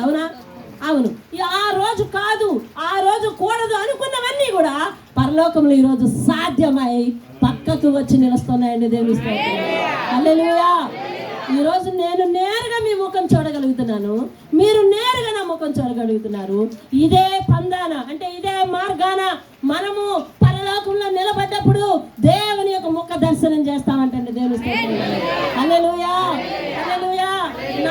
కాంతికి ఏ నరుడు తట్టుకోలేడు కాబట్టి మోషే నీవు తప్ప మరెవ్వరు ఈ కొండ మీదకి రాకూడదన్న ఆ ఆజ్ఞ ఈ రోజు దేవుని యొక్క ముఖ దర్శనం అందరికీ దొరుకుతుందండి. దేవుని అదే ఎవరెవరికి దొరుకుతుంది? అందరికి. ఎవరెవరికి? ఆయన మాట చొప్పు నిలబడిన వారికేనండి. దేవుని ఆయన వాక్యానికి కట్టుబడే వారికే, ఆయనకు జీవితాన్ని సమర్పించుకునే వారికే దొరుకుతుందండి. హల్లెలూయా. ఆయన దాసులు అంట. దాసులు అంటే ఎవరు? ఆయన సేవించు వారెవరు? ఆయన సేవకులు. ఇక్కడ చెప్తున్నాడు చూడండి, ఆయన దాసులు ఆయనను సేవించచ్చు. దేవుని స్తోత్రం కలుగును గాక. ఆయన దాసులు అంటే దాసుడు యజమాని మాట వింటాడా లేదా? అంటే ఈ లెక్కన మీరు దేవుని మాట వినినట్టయితేనే మీరు దేవునికి దాసుడు. లేదు, ఇదిగో నేను నీ మాట చర్చిలోనే వింటానయ్యా, ఇంకా మిగిలిన రోజులు నేను వినను అంటే నువ్వు దాసుడు కానే కాదు, నేను దాసురాలు కానే కాదు. నోరు పెట్టుకుని అరుస్తున్నా, మైకు పెట్టుకుని అరుస్తున్నా, ఎంతమంది నా మాట వింటారని నేను అనుకుంటున్నా. ఇదిగో దేవుని మాట కానీ నేను వినని దానినైతే నన్ను దేవుడు ఎందులో చేర్చాడు తెలుసా? దాసుల లెక్కలో చేర్చాడు. దాసులకు మాత్రమే దేవుని ముఖ దర్శనం ఉంది. ఆయన్ని సేవించే వారికి అంటే ఆయన మాట వినిన వారికి మాత్రమే ఆయన ముఖ దర్శనం ఉంది. ఆయన మాట ప్రకారం జీవించిన వారికే ముఖ దర్శనం ఉంది. ఆయన కొరకు జీవితాన్ని సమర్పించుకున్న వారికే ముఖ దర్శనం ఉంది. ఆయన కొరకు ఆయన వద్దన్నవి విడిచిపెట్టుకున్న ప్రతి ఒక్కరికి కూడా ఆయన ముఖ దర్శనం ఉందండి. దేవుని స్తోత్రం. హల్లెలూయా. ఆయన ముఖ దర్శనము చేస్తారంటే దేవుని స్తోత్రం. ఆయన నామము వారి నొసళ్ళ మధ్య చెప్పాలి. ఆయన నామము వారి నొసళ్ళ మీద ఉంది. 13వ అధ్యాయంలో, ప్రకటన 13వ అధ్యాయంలో పెద్ద విప్లవం వచ్చింది. ఏంటది? 666 ముద్రలు వచ్చింది. అవునా? అది ఎవరెవరు మరి వేయించుకోరో వారందరికీ కూడా ఆహారం ఉందా? అది ఎక్కడ? భూమి మీద కదా. ఆహారం ఉందా? వ్యాపారం చేసుకోవడానికి ఉందా? లేదు కదా. ప్రతిదీ కట్టే. అవును కదా. కరెంటు కట్టు, నీళ్లు కట్టు, ఆహారం కట్టు, రేషన్ కట్టు, అన్ని కట్టన్నారు. ఆ రోజు ఆ ముద్ర వేయించుకోకుండా దేవుని కొరకే నిలబడిపోయి చాలా మంది చనిపోయినారా లేదా? చనిపోయినారు. అవునా? ఇప్పుడు వారి నొసళ్ళ మీద ఎవరి నామం ఉన్నదంట? దేవుని స్తోత్రం. అదండి, ఆకలైన, దాహమైన, కష్టమైన, నష్టమైన, ఇరుకున పడిపోతున్నా గాని దేవుని కొరకు నిలబడుట వారికే ఇదిగో ఇక్కడ ఉందండి. దేవుని స్తోత్రం. వారి నామము మీద, వారి నొసళ్ళ మీద ఎవరి నామం ఉన్నదండి? దేవుని నామం. దేవుని స్తోత్రం కలుగును. ఆయన నామము, రక్షకుని యొక్క దేవుని నామము. ఈ రోజు విను, ఒక మాట విను. ఈ రోజు నేను 10 మంది స్నేహితులతో ఉండకపోతే స్నేహితులు నన్ను అంగీకరించరని చెప్పి నేను వారి గుంపులోకి వెళ్ళిపోయి వారి పేరు ఇక్కడ పెట్టుకుంటున్నాను. వాళ్ళందరూ అంటున్నారు నువ్వు కూడా మాతో సమానుడివే అంటున్నారు. అవునా కదా? అవును. ఈ రోజు మనము లోకాన్ని ప్రేమించి లోకంలోకి వెళ్ళిపోయి అయ్యో మనం దేవుణ్ణి నమ్ముకున్నామని ముక్కు మూసుకొని ఉంటే కుదరదే. వారితో పాటు ఉండకపోతే బంధువులు వస్తారా? వారితో పాటు ఉండకపోతే నన్ను చేర్చుకుంటారా? వారు చేసే క్రియల్లో నేను పాలివారిని కాకపోతే నన్ను అంగీకరిస్తారా అనే భయంతో నేను కూడా మీ దానినే అని వారి మధ్యకు వెళ్ళిపోతున్నాను. ఏ ముద్ర వేసుకుంటున్నానో తెలుసా? వారి ముద్ర వేసుకుంటున్నాను నేను. నాలాంటి వాళ్ళకు ఇలాంటి క్రియలలో పాలు పంపులు పొందే వారికి అక్కడ ప్రవేశం ఉందంటారా? లేదు. అక్కడికి వచ్చిన తర్వాత ఎవరి నామం లెక్కిస్తున్నాడటండి? హల్లెలూయా. ఎవరి నామం లెక్కిస్తున్నాడటండి? దేవుని యొక్క నామం. దేవుని స్తోత్రం. మన నొసళ్ళ మీద అక్కడ ముద్ర ఉండాలి అని అంటే ఇక్కడే మనం తెలియకుండానే ఆ ముద్ర లెక్కించుకోవాలండి. దేవుని నీ ప్రవర్తన ద్వారా నువ్వు క్రైస్తవుడు అని తెలిసిపోవాలి. నీ మాట ద్వారా నువ్వు క్రైస్తవుడు అని తెలిసిపోవాలి. నీ క్రియల ద్వారా నువ్వు క్రైస్తవురాలు అని తెలిసిపోవాలి. నీ తీర్పుల ద్వారా నువ్వు క్రైస్తవురాలు అని తెలిసిపోవాలి. ఇక్కడ నీ నుదురు చూస్తే, నీ ఆహార వ్యవహారం చూస్తే, నీ పద్ధతి చూస్తే, నీ మాట తీరు చూస్తే, నీ భక్తి చూస్తే ఇక్కడే నువ్వు క్రైస్తవురాలు అని తెలిసిపోవాలి. దేవుని స్తోత్రం కలుగును. అక్కడికి వెళ్ళిన తర్వాత ఆయన నామం ముద్రిస్తాడట. దేవుని స్తోత్రం. ఈ నామం ఏ నామమో తెలుసా? ఆయన నామము. ఆయన నామము అంటే ఆయన యొక్క పేరు కావచ్చు, లేకపోతే ఆయన పెట్టే పేరు కావచ్చు. అవును కదా? అవునా కదా? ఆయన నామం అంటే ఆయన నామమైనా కావచ్చు, ఆయన పెట్టే పేరు కావచ్చు. దేవుని స్తోత్రం కలుగును. ఏదైనప్పటికీ ఆయన నోట నుండి వచ్చే నామమే నీకు బయలు పెడతాడు. దేవుని స్తోత్రం కలుగును. హల్లెలూయా. ఆఖరి వచనం చదివి మనం ముగిద్దాం. చూడండి. రాత్రి కెన్నడను ఉండదు, దీపకాంతి అయినను, సూర్యకాంతి అయినను వారికి అక్కరలేదు, దేవుడైన ప్రభువే వారి మీద ప్రకాశించిన. దేవుని స్తోత్రం కలుగునుగాక. హల్లెలూయా, హల్లెలూయా. దేవుడైన ప్రభువే వారి మీద ప్రకాశిస్తాడట. వారికి లైట్లు అవసరం లేదు. మనం రాత్రి ఎక్కడికైనా బయలుదేరితే ఏం పట్టుకుంటున్నాం? లైట్ పట్టుకుంటాం. లేకపోతే జోబులోంచి సెల్ లైట్ తీసి టక్కన ఆన్ చేసుకుంటున్నాం కదా. మనం ఎక్కడైనా ప్రార్థన పెట్టుకోవాలంటే పెద్ద పెద్ద లైట్లు బిగించేస్తాం. ఈరోజు రాత్రి అయ్యింది అని అంటే ప్రపంచం అంతా ఏం వెలిగిపోతున్నాయండి? లైట్లు వెలిగిపోతున్నాయి. ప్రతి వీధిలోను, ప్రతి రోడ్ల మీద, ప్రతి కార్ఖానాల్లోనూ, ప్రతి ఇళ్లలోనూ ఏం వెలిగిపోతున్నాయంటే లైట్లు వెలిగిపోతున్నాయి. ఎందుకంటే ఇది చీకటి లోకం. చీకటిలో మనం సంచరించాలంటే వెలుగు కావాలి మనకి. కానీ అక్కడ రాత్రి లేదు. దేవుని స్తోత్రం కలుగునుగాక. పగలు అనేది డిస్క్రిమినేషన్ లేదు. ఆయన యొక్క ముఖ కాంతియే, దేవుని స్తోత్రం, ఆయన యొక్క ముఖ కాంతియే మన మీద ప్రకాశిస్తుందట. దేవుని స్తోత్రం కలుగునుగాక. వారు యుగ యుగములు ఎవరి ముందు, ఎవరి ప్రకాశములో, ఎవరి నామం ధరించుకుని జీవ వృక్ష ఫలముల మధ్య జీవిస్తూ, జల నది పక్కన జీవిస్తూ, ఆయనతో ఉండి, ఆయన ఎదురుగుండా ఉండి, ఆయన నామాన్ని ధరించి, ఆయన ముఖ దర్శనం చేస్తూ జీవిస్తూ ఉంటాను. దేవుని స్తోత్రం. హల్లెలూయా, హల్లెలూయా. ఆఖరి మాట చూడండి, 6వ మాట. మరియు ఆ దూత ఇలాగు నాతో చెప్పాను, ఈ మాటలు నమ్మకములు. ఇప్పటి వరకు మనం విన్నవి ఏంటండి? నమ్మకములు. రాత్రికాల సమయంలో దేవుడు మాట్లాడాడు ఏంటంటే, జరగని వాటిని, లేని వాటిని, ఉన్నవని నమ్ముట విశ్వాసం. దేవుని స్తోత్రం. జరగని వాటిని, లేని వాటిని, ఉన్నవని నమ్ముట విశ్వాసం. ఇప్పుడు ఈ సంగతులన్నీ ఉన్నవా లేనివా? ఉన్నవని ఎవరు చెప్పారు? దేవుడు ఎవరికి చెప్పాడు? మనలాంటి ఒక మనిషికి చెప్పాడు. ఆయన రాశాడు. ఆయన ఏదో రాశాడు, ఆయన ఏదో కలగన్నాడు అనడానికి లేదు. ఈ మాటలు నమ్మకమైనవి, సత్యమైనవి. దేవుని స్తోత్రం కలుగును. ఈ మాటలు ఏంటంట? నమ్మకమైన సత్యం. ఏమండి, ఈ లోకల్లో ఎవరైనా మనకు ఒక మాట ఇస్తే దాని మీద నమ్మకం పెట్టుకుంటున్నాం కదా, అవునా? ఎవరైనా ఒక ప్రామిస్ చేస్తే మనం నమ్మకం పెట్టుకుంటున్నాం కదా, అవును. ఎవరైనా ఒక చిన్న మాట మనకు ఆశ్రయిస్తే చాలు, వారి మీద పూర్తిగా నమ్మకం పెట్టుకుంటున్నాం కదా. దేవుని మాటల మీద మనం నమ్మకం పెట్టుకుంటే ఎంతో మంచిదండి. దేవుని స్తోత్రం కలుగును. హల్లెలూయా. మరియు ఆ దూత ఇలాగు నాతో చెప్పెను, ఈ మాటలు నమ్మకములను సత్యములునై ఉన్నవి. ప్రవక్తల ఆత్మలకు దేవుడగు ప్రభువు త్వరలో సంభవింపవలసిన వాటిని తన దాసులకు చెప్పుటకై తన దూతను పంపెను. దేవుని స్తోత్రం కలుగును. తన ప్రవక్తల మాటలు రూఢిపరచడానికి తన దాసులను తన దాసులకు చూపుటకై ఒక దూతను పంపాడు. ఆ దూతే ఎవరు? యోహాను. దేవుని స్తోత్రం. హల్లెలూయా. శిష్యుడైన యోహానికి జరగబోయే సంగతులన్నిటినీ గ్రంథస్థం చేసే, చూసి లిఖించే అవకాశం దక్కింది. దేవుని స్తోత్రం కలుగునుగాక. ఆ సంగతులన్నీ కూడా నమ్మకమైనవి, సత్యమైనవి దేవుడు చెప్పమన్నాడని రాసి ఉంచాడు. ఇట్టి నమ్మకం నుండి నువ్వు తొలగిపోతే నీకు పరలోకం లేదు. ఇట్టి సత్యము నుండి నువ్వు తొలగిపోతే పరలోకం లేదు. అందుకనే దేవుడు యోహాను సువార్త 14వ అధ్యాయము 6వ వచనంలో చెప్తున్నాడు, నేనే మార్గమును, నేనే సత్యమును, నేనే జీవమును, నా ద్వారా తప్ప ఎవరును తండ్రి యొద్దకు, అంటే ఎక్కడ? పరలోకానికి చేరలేరు. ఎవరు మార్గం అంట? చెప్పాలి. ఎవరు మార్గము? యేసే మార్గము కదా. నేనే మార్గమును అన్నాడు. ఆ నేనే అని ఎవరన్నారు? ఇప్పుడు అది రీప్లేస్ చేయి. యేసే మార్గము, యేసే దేవునికి స్తోత్రం కలుగును.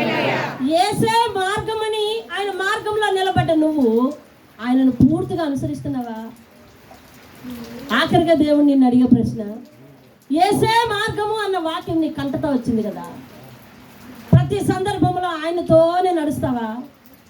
ప్రతి పరిస్థితికి ఆయనతోనే నడుస్తావా? ఎలాంటి పాపం నీకు ఎదురైనా నేను నీ దానను కాదు, నీ వాడిని కాదు అని చెప్పి దేవునితో పాటు నడుస్తావా? దేవుని స్తోత్రం. ఒక తండ్రి తన బిడ్డని చేయి పట్టుకొని నడిపించుకొని వెళ్తున్నాడండి. ఎలాగా? చేయి పట్టుకొని నడిపించుకొని వెళ్తున్నాడు. దారిలో వారి ఫ్రెండ్స్ కలిశారు, పిలుస్తున్నారు. ఇలాగూ ఏం చేయాలి? ఇప్పుడు ఏం చేయాలి? ఇలాగా ఇలా అంటున్నారు. ఏం చేయాలి? వెళ్ళాలా మానాలా? ఏమంటాడు తెలుసా? అంటాడు. ఏమంటాడండి? అలా ఎప్పుడు వెళ్ళలేదా మీరు?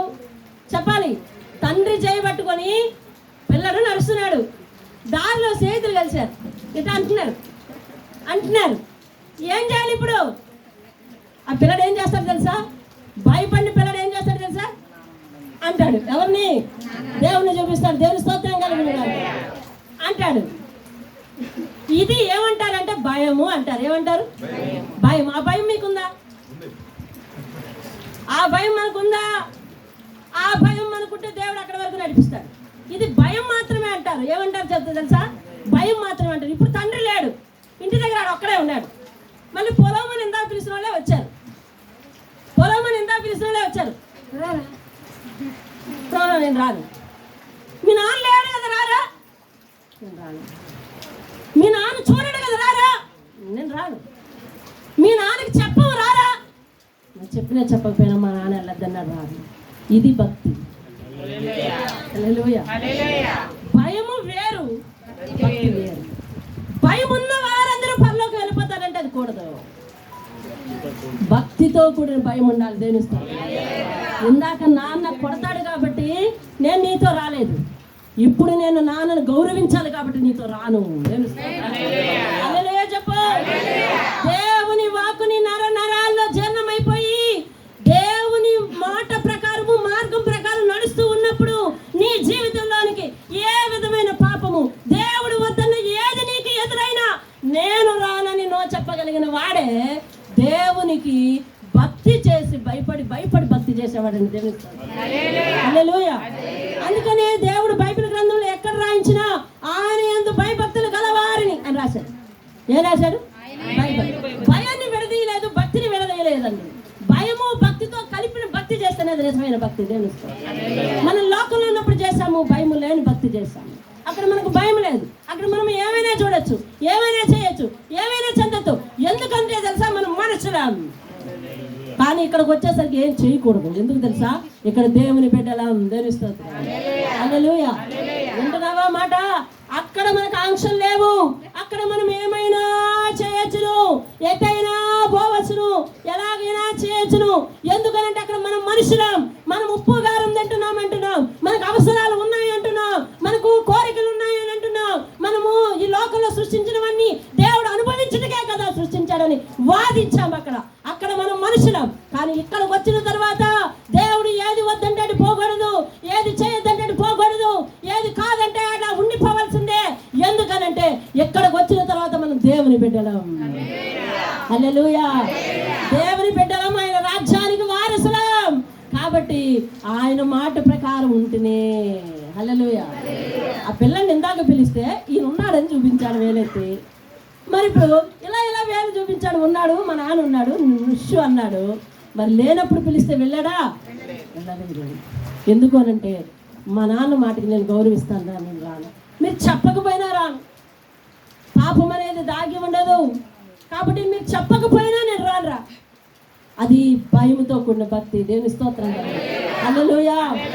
తండ్రి కోసం, నన్ను కన్న తండ్రి కోసం, నాకు ప్రాణం పెట్టిన తండ్రి కోసం నేను నిలబడిపోతాను అన్నది భక్తి అండి. దేవుని స్తోత్రం. ఆయనకి ఇచ్చే గౌరవం అండి అది. కాబట్టి నీకు పరలోకంలో ఒక గొప్ప హోదాన్ని దేవుడు ఇస్తున్నాడండి. దేవుని స్తోత్రం కలుగునుగా. హల్లెలూయా. విందాం చూడండి. ఆఖరిగా ప్రవక్తల ఆత్మలకు దేవుడకు ప్రభువు త్వరలో సంభవింపవలసిన వాటిని తన దాసులకు చెప్పుటకై తన దూతను పంపెను. దేవుని స్తోత్రం కలుగునుగా. ఇందాక మనము ఒక మాట దగ్గర ఆగిపోయినాము. ఆయనే మార్గం కాబట్టి ఆయన మార్గంలో వెళ్ళాలి. ఆయనే సత్యము కాబట్టి ఇప్పుడు వాళ్ళ నాన్న ఏది చెప్తే అది వింటాడు ఆ కుమారుడు, అంతేనా? అవును. ఏది చెప్తే అది నమ్ముతాడు, అంతేనా? అంతే. ఎందుకనంటే అది సత్యం అంటాడు. అంతే. దేవుని స్తోత్రం. మా నాన్న చెప్పాడు సత్యం అంట, తండ్రి చెప్పింది సత్యము, అంతే.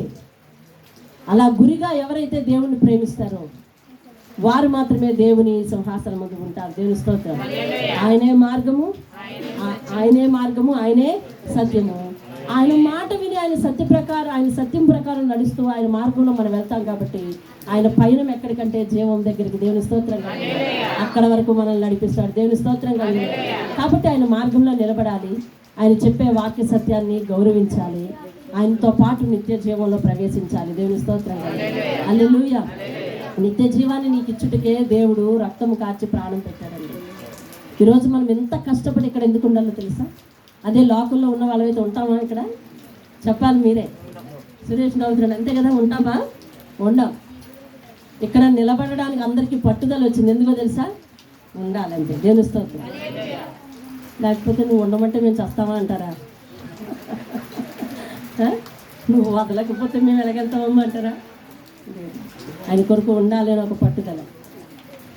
ఈరోజు నా పసిపిల్లతో సహా ఇక్కడే ఉన్నామండి. చల్ల వారం రోజుల నుంచి తనకి జ్వరం ఇంకా తగ్గలేకుండా, కొంచెం తేలిగ్గా ఆడుకుంటుందంట.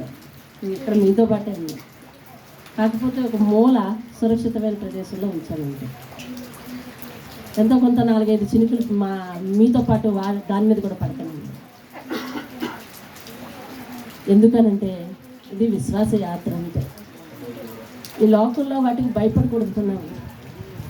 ఈ లోకంలో వాటికి దిగులు చెందకూడదు మనం. ఈ లోకంలో వాటిని ఆశించకూడదు మనం. మన గమ్యం వేరే ఉంది, పరలోకం. మన లక్ష్యం వేరేగా ఉంది, నరకాన్ని తప్పించుకోవటం. మన లక్ష్యం ఏమిటంట?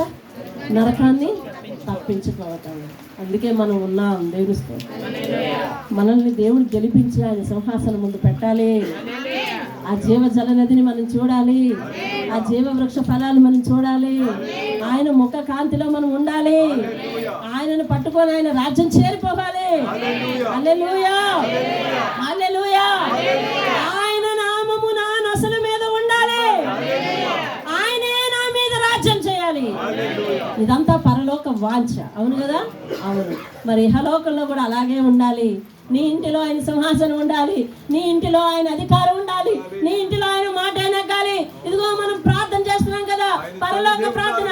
పరలోకమందున్న మా తండ్రి, నీ నామము, నీ రాజ్యము, పరలోకమందు నీ చిత్తము నెరవేరినట్లు భూమి మీద నెరవేరనంటే ఎవరి దగ్గర?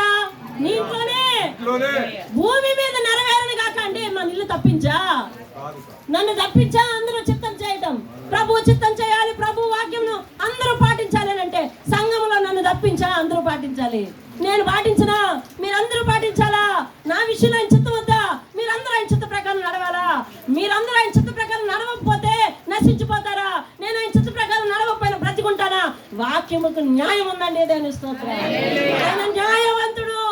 ఆయన మాట ప్రకారము నడిచిన వారికి ఏ అన్యాయము చేయడు. ఆయన మాట ప్రకారం నడిచిన వారిని ఓడిపోనివ్వడు. ఆయన మాట ప్రకారం నడిచిన వారిని మిగిలిపోనివ్వడు. ఆయన విశ్వాసంలో గెలిచిన వారికి ఆయన పరలోకం ఇవ్వకమానడు. దేవుని స్తోత్రం. హల్లెలూయా. ఆయన మాట ప్రకారం నడిచిన వారికి ఆయన పరలోకం ఇవ్వకమానడు. దేవుని స్తోత్రం. హల్లెలూయా, హల్లెలూయా. ఆయన అనుసరించు, ఆయన అనుసరిస్తూ ఆయన వెనకతలు నడిచి ఆయన రాజ్యంలో చేరదాం. ఆయన మాట విందాం. భూలోకంలో అంటే మన కుటుంబాల్లోనే ఆయన చిత్తం నెరవేర్చుకుందాం. ఆయన మాటనే మన ఇంట్లో సాగిద్దాం. దానికి వ్యతిరేకంగా భార్య నడుస్తున్నా హెచ్చరించుకుందాం, భర్త నడుస్తున్నా హెచ్చరించుకుందాం, బిడ్డలు నడుస్తున్నా హెచ్చరించుకుందాం. ఐక్యంగా ప్రార్థన చేద్దాం. ఆయన సన్నిధిని మన ఇంటిలో నిలబెట్టుకుందాం. ఆయన మాట చొప్పునే జీవిద్దాం. దేవుని స్తోత్రం కలుగు. హల్లెలూయా, హల్లెలూయా. మనం నిలబడ్డ చోటే చేతులెత్తి ప్రార్థిద్దాం. విన్న వాక్యమును బట్టి ప్రార్థిద్దాం. హల్లెలూయా, హల్లెలూయా, హల్లెలూయా, హల్లెలూయా, హల్లెలూయా, హల్లెలూయా, హల్లెలూయా, హల్లెలూయా, హల్లెలూయా. ప్రార్థిద్దాం. ఆ రాజ్యంలో మమ్మల్ని ఉంచిన ఏ ఇహలోకంలో ఏదైనా మేము ఎదిరించాలి ప్రభు. ఇదిగో ఈ పరిస్థితిని ఎలా ఎదిరిస్తున్నామో అలాగే ఎదిరించాలి నాయన. రాత్రికాల సమయంలో దేవుడు గొప్ప కార్యం చేశారు. వారింటిలో పాపం ఎన్నిసార్లు ప్రార్థన పెట్టినా వర్షమే. కానీ అలాంటిది రాత్రి ప్రార్థన చేస్తే మరి ఆ వాక్యాన్ని మనము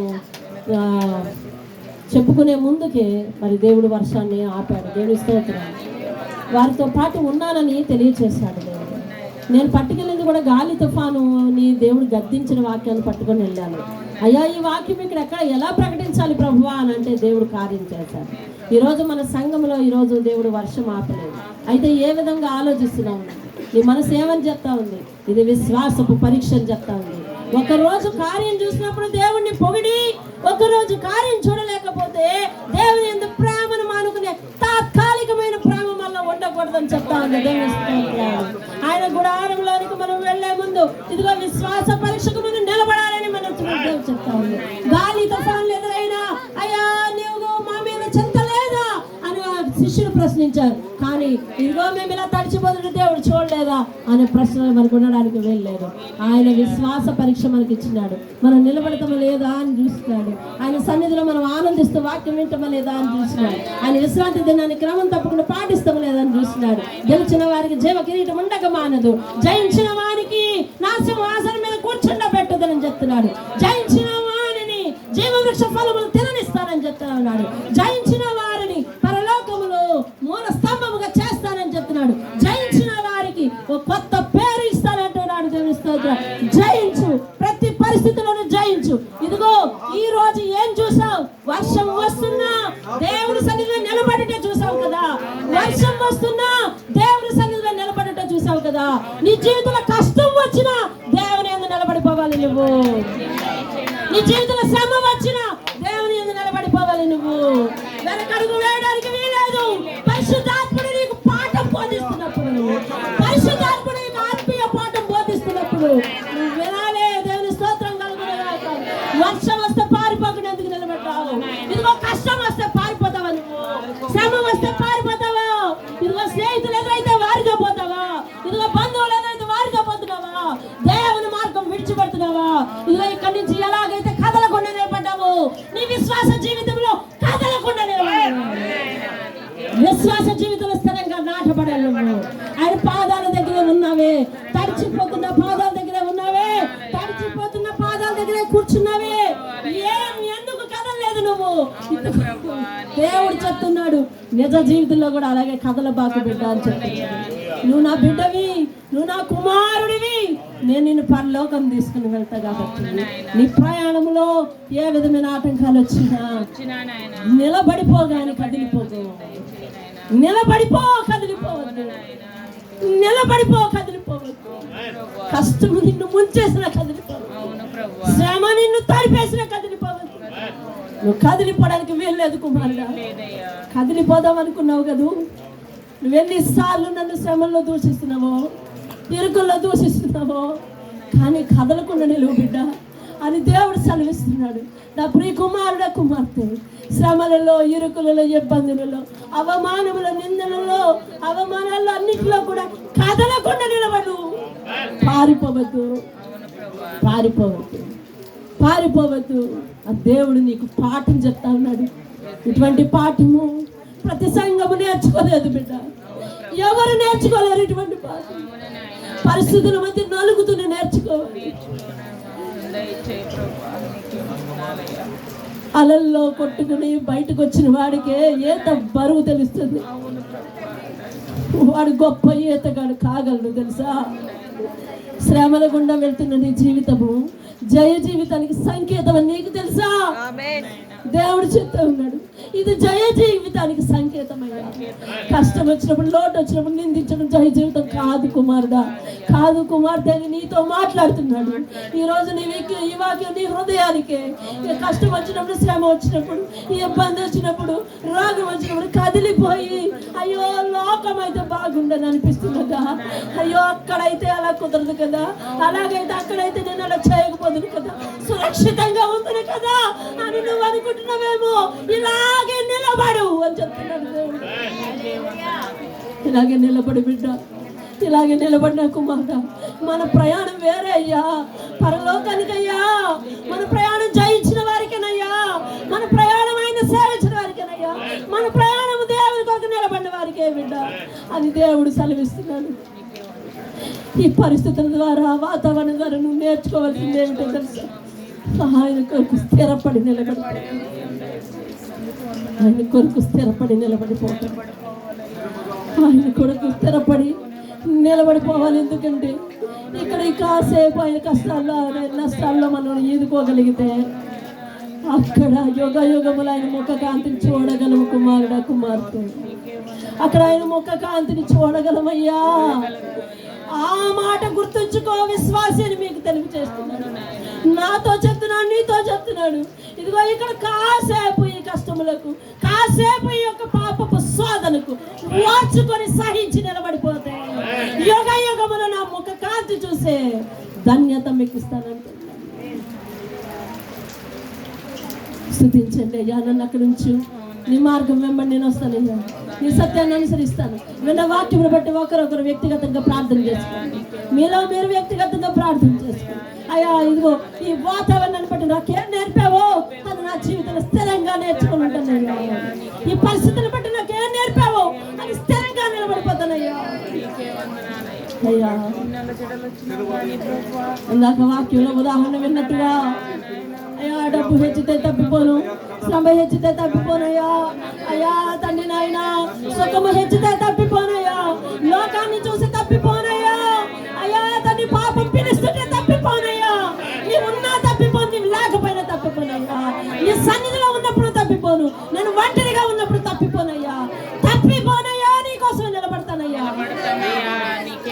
నీకోసమే నిలబడతానయ్యా, నీకోసమే నిలబడతానయ్యా, నీకోసమే నిలబడతానయ్యా, నీకోసమే నిలబడతానయ్యా. అయ్యా తండ్రి నాయన నా చేయి పట్టుకొని నడిపించయ్యా, నీకోసమే నిలబడతానయ్యా. అయ్యా తండ్రి సూర్య చంద్రులు లేని ఆ లోకములో, ఆకలి తప్పులు లేని ఆ లోకములో జీవవృక్ష ఫలాలు చూస్తూ నిన్ను చూస్తూ నీ ముఖ కాంతిలోని వెలుగులో ప్రకాశించే ఆ లోకంలో నేను నిలబడిపోవాలయ్యా. అందుకని ఇక్కడ నిలబడతానయ్యా, ఇక్కడ నీకోసం నిలబడతానయ్యా. పాప జోలికి పోనయ్యా. ఇంకా అయ్యో క్రియల ఫలితం బిడ్డల మీదకి వస్తుందని విన్నానయ్యా. అయ్యా క్రియల ఫలితం బిడ్డల మీదకి వస్తుందని దైవ గ్రంథమే కాదు లోకమే చెప్తుందయ్యా. అయ్యా తండ్రి కనుక నీ కొరకు నిలబడిపోతానయ్యా. అవిశ్వాసంతో ఎన్నడైనా దారి తొలగింటే క్షమించయ్యా. అవిశ్వాసంతో ఎన్నడైనా నా నోరు జారుంటే క్షమించయ్యా. అవిశ్వాసంతో ఎప్పుడైనా నా హృదయాన్ని జార్చుకుంటే క్షమించయ్యా. క్షమించయ్యా, క్షమించయ్యా నాయనా, క్షమించు ప్రభువా. ఆ ఉన్నత లోకంలో ఉండే భాగ్యం ఇవ్వయ్యా. వ్యక్తిగతంగా ప్రార్థన చేసుకుని విన్న వాక్యాన్ని బట్టి అయ్యా ఈ మాట సత్యము నమ్మకమై ఉందన్నావు. అయ్యా సత్యములో నన్ను ప్రవేశింపచేయు, నా కుటుంబాన్ని ప్రవేశింపచేయు, నా క్రియల ఫలితం నా బిడ్డల మీదకి రావడానికి లేదు. అయ్యా పాపము నేను చేసి ఫలితం నా బిడ్డలు కాదయ్యా, అలా వద్దు ప్రభువా. పాపము నేను చేసి శిక్ష వారికి కాదు ప్రభువా. నీ కొరకు భయము భక్తి కలిగి ఉండే దీవెన మాకు ఇవ్వుతాయి. నీతో పాటు నిలబడే జీవితం మాకు. అయ్యా తండ్రి మా కొరకు కట్టిన మహానగరంలో ప్రభు మేముండుటకు సహాయం దయచేయండి. నీ మాట చెప్పును మేము నిలబడే కృప మాకు దయచేయండి. అయ్యా తండ్రి నాయన నాయన మా జీవితంలోని కలిసి వచ్చిన అలజడులు వాటి వెంబడి అవే వెనక్కి వెళ్ళిపోవడానికి సహాయం చేయండి నాయనా. తండ్రి నీ మాట చెప్పును నిలబడితే శత్రువు ఒక దారి వెంబడి వచ్చి 7 దారులు గుండా పోతాడని చెప్పినవు నాయన. నీ మాట సత్యమయ్యా. దావీదు అంటున్నాడు నువ్వు దేవుడు కనుక నీ మాట సత్యం. నా జీవితంలో ఎలాంటి పరిస్థితులు వచ్చినా నీ మాట సత్యము ప్రభు. సత్యమైన నీ మాటను నెరవేర్చిన ఒక దారి గుండా వచ్చిన శత్రువు 7 దారుల గుండా పోయేటటువంటి ధన్యత నిన్ను ఆనుకున్న వారికి తప్ప ఎవరికి ఉంది తండ్రి. ఆయన నీ మాట చెప్పు అయ్యా. స్వస్థతమైన మా ఇల్లు చిన్న పరలోక రాజ్యం అంటాం. అయ్యా క్షేమమున జీవలే మా ఇంట్లోంచి మా ఇంటిలో నీ సింహాసనం ఉన్నదని చెప్తావు. ఆ సింహాసనములో నుంచి పారే నది అయ్యా క్షేమ నదిని మీరు సెలవిస్తూ ఉన్నారు. అయ్యా తండ్రి నాయన పరలోకం ఏ మాదిరిగా ఉందో అదే మాదిరిగా నా ఇల్లు ఉంచు నాయన. నీ చిత్తమే నా ఇంటి యందు నెరవేర్చు నాయన. నా జీవితంలో ఎందు నెరవేర్చు నాయన. మా పిల్లల జీవితంలో ఎందు నెరవేర్చు నాయన. ఏ జీవ వృక్షం అయితే అందుకోలేమని అనుకున్నామో, ఏ ముఖ కాంతి చూడలేమని అనుకున్నామో, పరలోకంలో ఎలా సాధ్యమవుతున్నాయో ఈ లోకంలో నిన్ను అనుసరిస్తూ నడుస్తున్నందుకు నా బిడ్డల జీవితంలో మా జీవితంలో అందుకోలేని అనేక వృక్ష ఫలములు, చేరుకోలేని అనేక స్థాయిలు ప్రభు నా బిడ్డలు మేము చేరుకోవడానికి సహాయం ప్రార్థించు. నా బిడ్డలు చేరుకోవాలని ప్రార్థించు. మేము అందుకోలేని అనేక సంగతులు మా బిడ్డలు అందుకోవాలని ప్రార్థించు. నీ బిడ్డలు ఇప్పుడు ఉన్నట్టే ఊహించకు. దేవుడు మహోన్నతమైన స్థలములో నిలబెట్టబోతున్నాడు. పరీక్షకు నిలిచిన వాడవు కాబట్టి, సాధనకు నిలిచిన వాడవు కాబట్టి, దేవుని యందు భయమే కాదు భక్తి కూడా ఉంది కాబట్టి దేవుడు నిన్ను నీ బిడ్డలు హెచ్చు చేయబోతా ఉన్నాడు. హెచ్చు చేయబోతా ఉన్నాడు. హెచ్చు చేయబోతా ఉన్నాడు. సర్వోన్నతమైన స్థలములయందు నీ మహిమ వివరించగా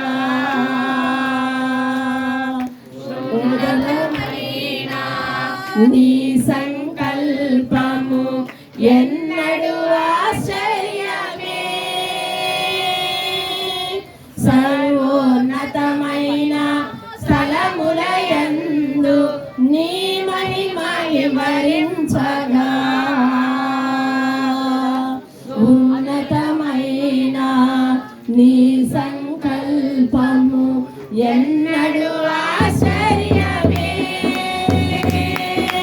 ముందెన్నడు చవి చూడని సరికొత్తదైన ప్రేమామృతం ముందెన్నడు చవి చూడని సరికొత్తదైన ప్రేమామృతం నాలోనే దాచావు ఈనాటికి నీ రుణం తీరదు ఏనాటికి నీలోనే దాచావు ఈనాటికి నీ రుణం తీరదు ఏనాటికి అతి పరిశుద్ధుడా స్తుతి నైవేద్యము నీకే అర్పించి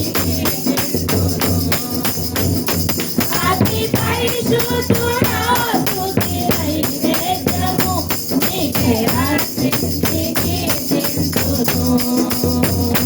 నీవు నా పక్షమై నన్ను దీవించగా, నీవు నా తోడువై నన్ను నడిపించగా, నీవు నా పక్షమై నన్ను దీవించగా, నీవు నా తోడువై నన్ను నడిపించగా, జీవించును నీ కోసమే, నీ కోసమే నీ కోసమే జీవిస్తాను, జీవించును నీ కోసమే ఆశ్రయమైన నా యేసయ్యా. ఆది పరిశుద్ధుడా స్తుతి నైవేద్యము నీకే అర్పించి కీర్తింతును. అందరం పాడదాం. ఆది పరిశుద్ధుడా స్తుతి పరలోకమునకు పరిగే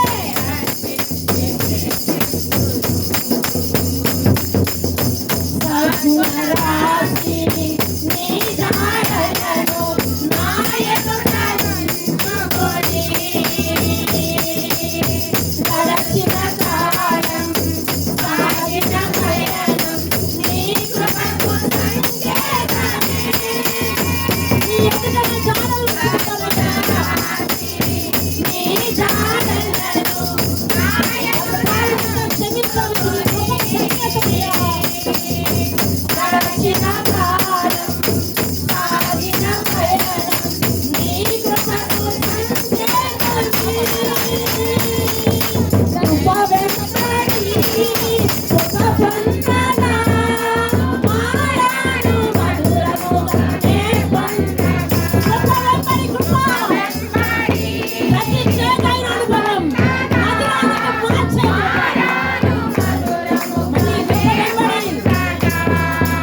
కృప వెంబడి కృప పొందగా, మారాను మధురముగానే పొందగా. కృప వెంబడి కృప పొందగా, కృప మారాను ప్రతి చేదైన అనుభవం నాలో రాయే మంచి చూసావయ్యా, నీ ప్రేమ చూపితివి నా యేసయ్యా. నాలో రాయే మంచి చూసావయ్యా, నీ ప్రేమ చూపితివి నా యేసయ్యా. అతి పరిశుద్ధుడా స్తుతి నైవేద్యము నీకే అర్పించి కీర్తింతును. అతి పరిశుద్ధుడా స్తుతి నైవేద్యము నీకే అర్పించి కీర్తింతును.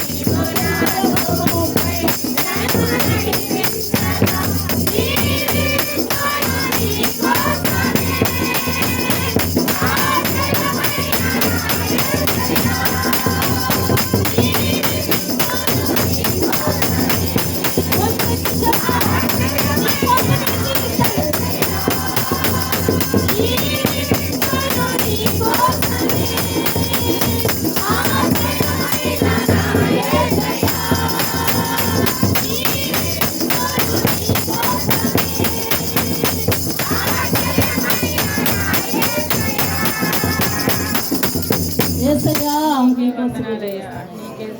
నువ్వు మా పక్షమున ఉండి మమ్మలను రక్షించి మాతోనే నిలబడి అయ్యా మాకు తోడుగా ఉండి నడిపిస్తా ఉంటే ఎలాంటి తడైనా ఎలాంటి వర్షమైనా ఎలాంటి ఎండైనా ఎలాంటి ఎద్దడైనా కరువైనా ఆకలైనా అయ్యా నాయనా తన్ని నీ కొరకు నిలబడతానయ్యా, నీ కోసమే జీవిస్తాను, నీ కోసమే ప్రభువా నాయనా జీవిస్తాను, నీ మార్గంలో నడిచొస్తాను, నీ సత్యమును అనుసరిస్తానయ్యా. అయ్యా తండ్రి నాయనా నీకు వందనాలు చెల్లిస్తా ఉన్నా. అయ్యా తండ్రి నాయన సద్గుణ రాసి నీ యొక్క మాటలను నేను ఆధారం చేసుకుని నడిచి వచ్చేస్తా ఉంటుండగా ప్రభువా నా గతకాల పరిస్థితులన్నీ నాయనా నువ్వు క్షమించగా ప్రభువా అయ్యా కృప వెంబడి కృపను నాకు ఇస్తా ఉంటుండగా ఎదురయ్యే ప్రతి చేదైన అనుభవాన్ని మధురముగా మారుస్తూ ఉంటుండగా నీతోనే జీవిస్తానయ్యా, నీతోనే జీవిస్తాను. పరమ కుమ్మరి నా పాత్రను నాయన పడేసి నాయన కింద పడేయకుండా మరలా తీర్చిదిద్దుతున్నావు, నీకు వందనాలు. మేలైన అనుభవాల గుండా మమ్మల్ని నడిపిస్తున్నావు, ఈ సంఘానికి అనేక ఆత్మీయ పాఠాలు నేర్పిస్తున్నావు, నీకే వందనాలు. ఇటు ఆరాధన నీ సన్నిధికి చేర్చుకుంటాను ప్రార్థన చేస్తున్న పరిశుద్ధుడు నీకు వందనాలు. ఇంతవరకు మమ్మల్ని కాచి దాచినావు, విశ్వాసంలో నాయన విశ్వాస యాత్రలో మమ్మల్ని నిలబెట్టినావు. ఇదిగో ఇలాంటివే జీవితంలో ఎలాంటివి వచ్చినా భయపడి పారిపోవద్దని తెలియజేస్తున్నావు. నీతో నిలబడిపోవాలనే పాఠం మాకు నేర్పుతా ఉన్నాయి. రాత్రికాల సమయంలో నాయన కార్యం చేసినావు. ఇదిగో ఈ క్షణంలో ఆత్మీయ పాఠం నేర్పిస్తా ఉన్నావు. అలల గుండా వెళ్ళివాడే గజ ఈతగాడు అవుతాడని చెప్తా ఉన్నావు. అయ్యా శ్రమల గుండా పయనించే వానికి అయ్యా జీవ కిరీటం ఇస్తానని మీరు సెలవిస్తా ఉన్నారు. నీ ప్రేమకు వందనాలు చెల్లిస్తా ఉన్నాను. నీ దయ ప్రభా మాపై ఉంచి అయ్యా, నీ కనికరం మాపై ఉంచి ప్రభువా అయ్యా తండ్రి ఈ కార్యక్రమం అంతా నడిపించినావు నాయన. గొప్ప విషయాలు మాతో మాట్లాడినావు అయ్యా తండ్రి, నీకు స్తోత్రాలు చెల్లిస్తూ ఉన్నాను. అయ్యా మాతో ప్రతి క్షణమున ఉండండి, ప్రతి అడుగు మాతో నడవండి నాయనా. ప్రతి మారా లాంటి చేదైన పరిస్థితులన్నింటినీ మధురంగా మార్చండి. మీరే మహిమ ఘనత ప్రభావాలు పొందమని, ఇటు పరిస్థితులను మాకు తొందరగా విముక్తి కలిగించమని, అయ్యా అతన్ని మందిరంలో ప్రవేశించి మేము సురక్షితంగా ప్రార్థించే నాయన అతని జీవితం మాకు ఇవ్వమని, ఇటువంటి అనుభవాలను మేము జీవితంలో నేను గుర్తుంచుకొని మా జీవితంలో ఎటువంటి శోధన వచ్చినా ఈ సన్నివేశాన్ని మేము జ్ఞాపకం చేసుకొని నీ కొరకు నిలబడిపోవడానికి సహాయం చేయమని భయభక్తులను మాకు నేర్పి యేసునామములో అడిగి వేడుకుంటున్నాం పరమ తండ్రి. ఆమేన్ ఆమేన్ ఆమేన్ ఆమేన్.